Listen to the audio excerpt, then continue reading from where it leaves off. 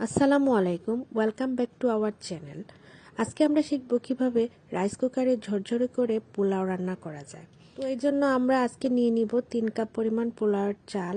Rice কুকারের সাথে থাকা যে চালের একটা কৌটা আছে ওইটা দিয়ে আমরা পোলাওর চালটা মেপে 3 কাপ দিব। তারপর ভালো করে ধুয়ে পরিষ্কার করে রান্নাটা শুরু করব। তো প্রথমে আমরা বাটনটাকে নিচের দিকে নামিয়ে নিব। নামানোর পর দেখা যাচ্ছে যে ইয়েলো কালারের একটা লাইট জ্বলে উঠেছে, ওইটা হচ্ছে ওয়ার্ম বাটন। তার মানে রাইস কুকারটা আস্তে আস্তে গরম হওয়া শুরু হচ্ছে।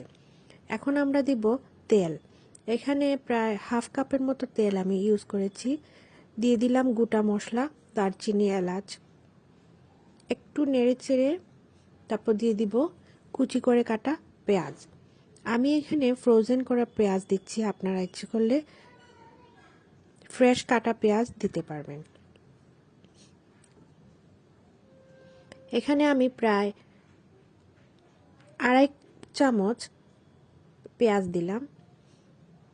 পেঁয়াজটা দিয়ে নেড়ে চেড়ে ওয়েট করব হালকা একটু ব্রাউনিশ কালার আসা পর্যন্ত। এরপর দিয়ে দিব আদা। এখানে আমি আদা দিচ্ছি, আদার পেস্টটা দিচ্ছি 2 চা চামচ। দিয়ে ভালো করে আবার আদাটাকে একটু ভেজে নিব। যখন আদা থেকে একটা ভালো স্মেল চলে আসবে তখন আমরা পোলার চালটা ঢেলে দিব। দিয়ে ভালো করে নেড়ে চেড়ে দিব যাতে করে চালটা ভালো করে ভাজা ভাজা হয়ে যায়। আজকে এই রান্না আমাকে হেল্প করছে আমার মেয়ে আহিদা আল কবির। তো দিয়ে দিলাম কয়েকটা আস্ত কাঁচামরিচ, আধা কাপ পরিমাণ মটরশুঁটি দিয়ে আবার ভালো করে নেড়েচেড়ে দিব। যখন চালটা ভাজা ভাজা হয়ে যাবে তখন আমি মেজারমেন্ট কাপ দিয়ে 6 কাপ পানি দিব। এখানে 3 কাপ পোলার চাল, 6 কাপের থেকে একটু কম দিলে ভালো হয়। এরপর দিয়ে দিলাম লবণ আন্দাজ মতো, দিয়ে একটু নেড়ে দিয়ে ঢাকনাটা লাগিয়ে দিব।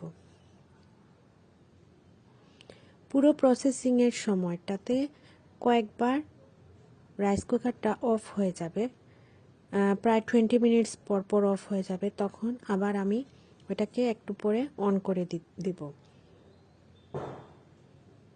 তো বলক চলে আসছে, আমি একটু ঢাকনাটা সরিয়ে দেখে নিলাম।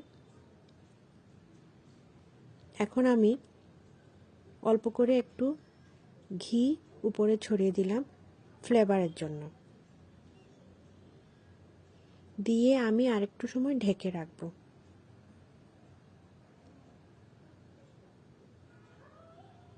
পুরো প্রসেসিংয়ে টাইম লেগেছে 45 মিনিট। তো রেডি হয়ে গেল আমাদের রাইস কুকারে তৈরি করা পোলাও। তো আমি একটি প্লেটের মধ্যে সার্ভ করে নিচ্ছি। এভাবে অল্প সময়ে বাসায় রাইস কুকারে পোলাও রান্না করা যায়। ধন্যবাদ সবাইকে।